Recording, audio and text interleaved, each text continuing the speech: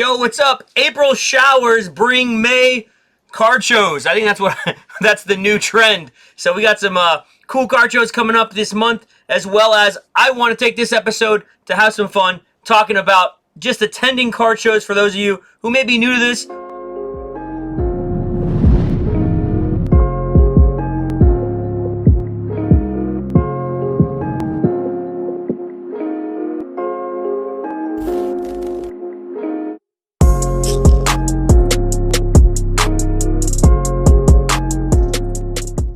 Hello, welcome to Meelypops episode 33. Scottie Pippen, baby. We are a part of the SlabStox Network, and myself, Jameel, runs a card shop here in Gainesville, Florida, with an awesome team here, awesome people, and awesome customers. And we do these weekly podcasts to just kind of share a little bit with you on different hobby topics. So I mentioned it earlier. I said April showers bring May card shows, as we have some big ones coming up heading into the summer, and I can't wait to get into that with you. Really quick plug for something I got going on. If you like buying single cards and you don't know about Meelypops Madness, it's something we created. You see that right there on the screen. Session 39. There it is, baby. 39. We've made it 39 times, almost up to 40. We sell single cards at a rapid pace on Instagram Live. We do it about twice a month.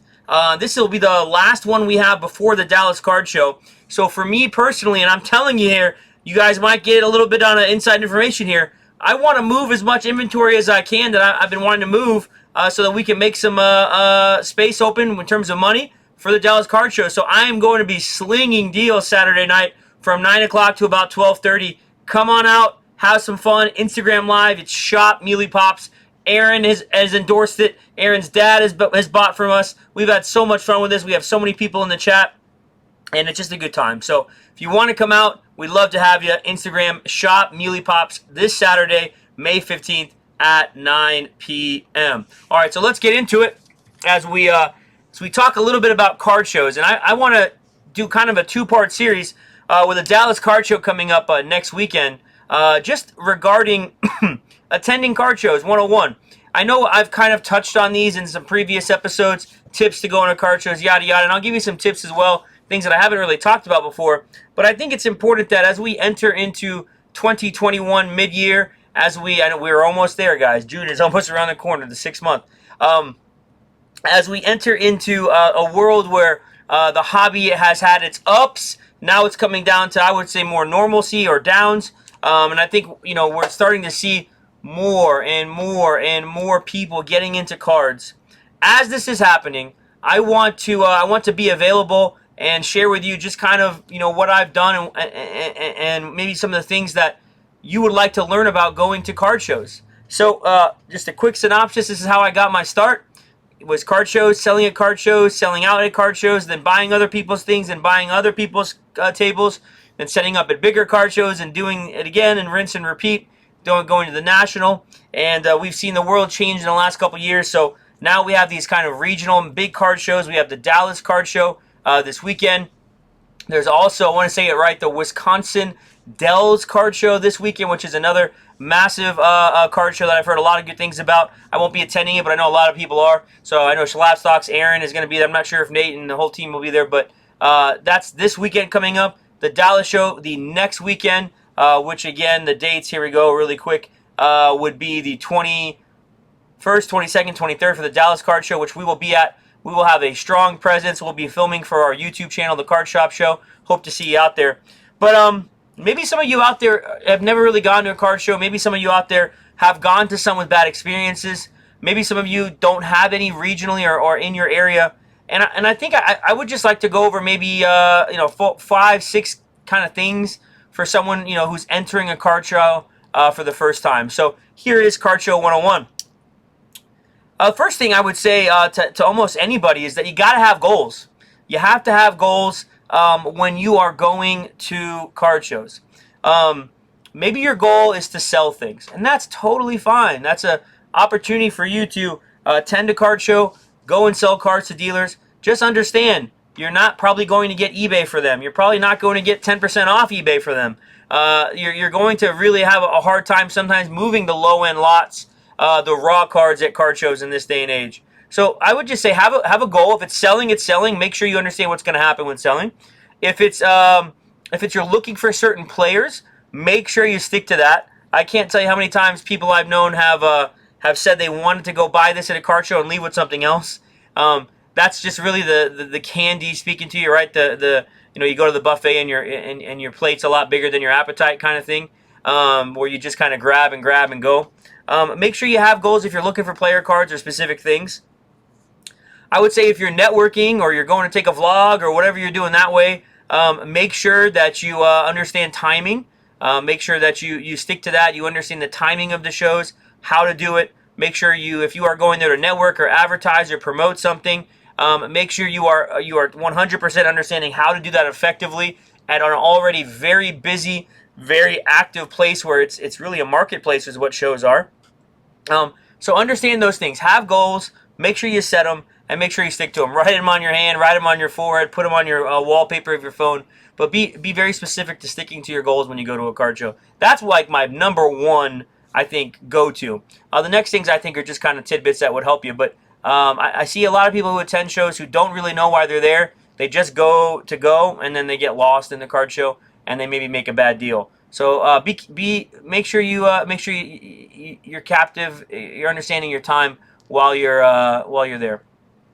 All right, so another thing for you guys that are going to card shows, if you can, arrive early. Arrive when the show starts. And if you can, some shows will let you in even earlier than when the show starts.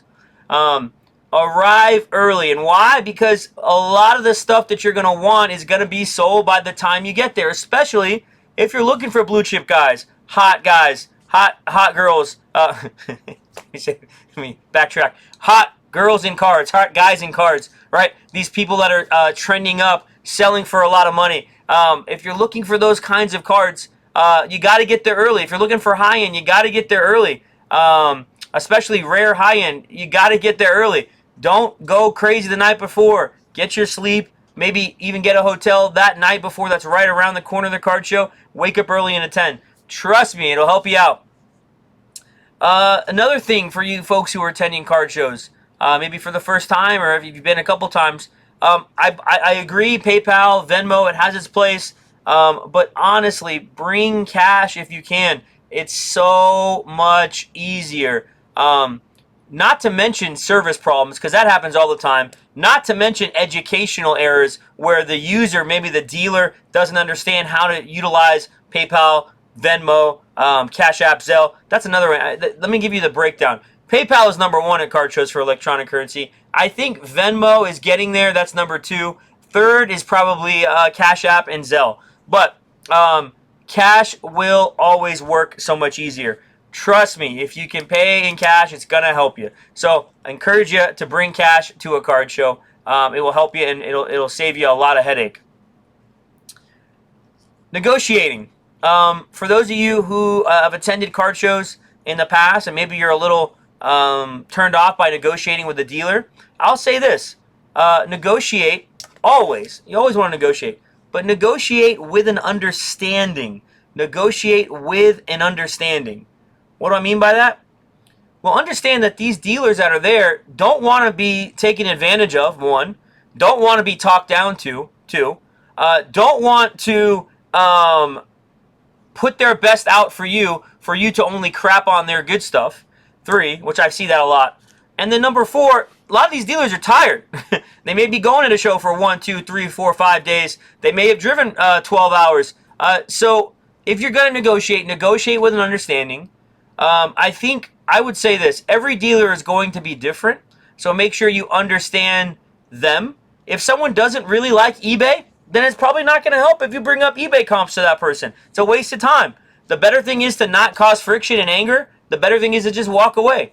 I think pay attention to what the pricing, and if a dealer's telling you last sold or this or that, then you kind of understand that they're on the same page as you when it comes to a current marketplace with eBay, 130 points, yada, yada. But one thing I would say be very mindful of is don't pull up a comp, show it to a dealer, and then take it back and kind of put it in their face. I've seen that happen. That's happened to me a lot recently where people have done it, and I just simply say, hey, let me see your phone really quick. and then I realize they've adjusted their settings, lowest priced, auction only, whatever, right? Shill bid something, or they're quoting something that's been extremely shill bid. So negotiate with an understanding that the dealers are educated. Negotiate with the understanding that these dealers may have a lot of cards that haven't been priced within the last 2 to 3 weeks. And sometimes, I've seen it, sometimes they might have $100 on a card. You say you'll take it, they recomp it and say, oh, the card's $200. I personally think that's bad business, but I would say that in this world of cards, about 50-50 are split on that. And you guys may want to talk about it in the comments, where a lot of people will say that's not bad business. That's just me selling my card for market. I guess I understand that side of it too. I like to try and be upfront and straight up with how I sell at a show. But just make sure you're negotiating with an understanding. Be kind to these dealers. Be polite. It goes a long way. I will say that there is probably a good 20% of bad apples out there that aren't polite, that will be a DB, will be a jerk to you. I mean, it is what it is. I can't change people. There is an old guard in some ways, and I'm not saying old guard in terms of age, but just old guard in understanding how shows work. I've said this many times, and I've said it to a lot of my friends who are in the card world, is that I think the age of the customer at a show is gone. I don't think that's a good thing, but I think that's what we function as. And I see it a lot now where people come up to a booth and they're the expert. Now, I want you to be the expert. I want you to know cards and be educated in cards. But I don't want you to make me feel like you're above me. And I see that with some people, ego. And it works on both sides of the table. There are dealers that make customers feel, or people who come to their table, they make them feel lesser. We shouldn't be like that. We should all love one another. We should all treat each other the right way and the way we want to be treated. But I will say that. Be polite. Be kind to one another, especially at shows. And if you can't agree on a deal, you don't have to cuss somebody out, or you don't have to talk bad about them, or you don't have to say you're crazy. All you got to do is say, all right, no worries, thanks. Move on, right? It's so simple. Life is so much easier that way. All right, so we've gone through quite a bit here. One last thing I'll say for you guys who may be, and gals who may be going to card shows for your first times, or you're checking card shows out, is this. Please do not neglect deal boxes. And you know what I mean. Boxes that have cards in them for $1 each, 50 cents each, $5 each, $10 each, whatever. Do not neglect those boxes. Why? Because if you have the time and you can go through them, you will find deals. I guarantee it.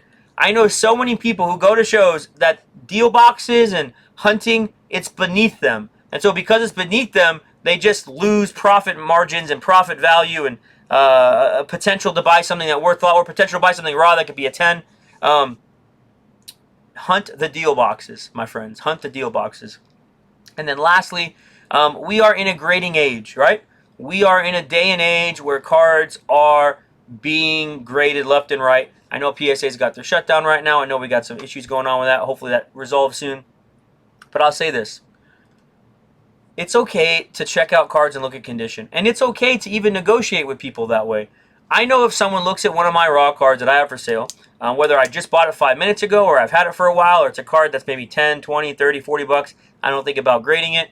And they look at it and they say, Jameel, this card's got a scratch, or they think, I don't really want it, or they have a stack of maybe 5 or 6 of the same card and they take out 4 of them. That doesn't bother me. I mean, they're just looking at the card's condition.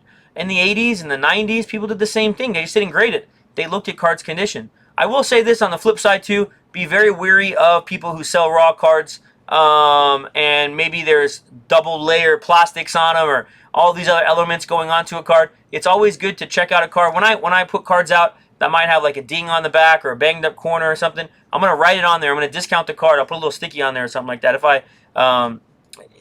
I can communicate that to you before you buy it, I'm so happy that you guys know that. But there are people who will hide that. So just keep that in mind. And I think you'll have fun. Card shows are really fun. I think it's great to see the new wave of people who are vlogging and doing all that. I am getting a little tired of everybody and their mother, what's your play, what's the pickup, what's the hottest card. I think that's going to get old very quickly. And I think what we should be doing at these card shows is really just teaching people about the hobby, teaching people in your vlogs. I know we'll be filming at the Dallas Card Show, so hopefully we'll be able to add some more of that to the Card Shop show. But if you are a vlog type, or if you are of the new wave where you want to document this stuff and film it, make sure you're bringing something different to the table. We're getting a lot of the same stuff out there, and I see it. I know it's enjoyable for a lot of you to see, but make sure that you are teaching people as well. I think that's a good thing. All right, I think that's it for this episode of Meelypops. We appreciate you guys. Please, in the comment section, let me know if this is helpful to you. I love seeing what you guys think. I try and respond to them through our account, The Card Shop Show. You guys may see me in the chat once in a while. And next week, we'll have a second kind of part to this as well, and it'll be a lot of fun. All right, guys, appreciate you.